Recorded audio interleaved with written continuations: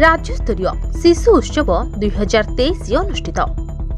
खोर्धा जिला बालकाटी अंतर्गत चढ़ईबर उपरा विद्यालय कुनी कुनी कलाकार मानक नहीं पाइक आखड़ा कार्यक्रम अनुष्ठित हो जाइछि।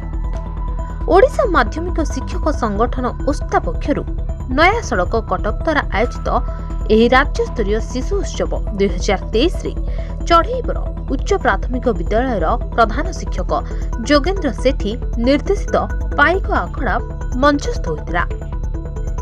एही अवसर में ओस्तार सभापति अक्षय कुमार मिश्र, संपादक रंजन कुमार दास और विद्यालयर प्रधान शिक्षक द्वारा आखड़ा प्रदर्शित करथिबा कुनी कलाकार मानकु सर्टिफिकेट सह मानपत्र प्रदान करा जायतिला।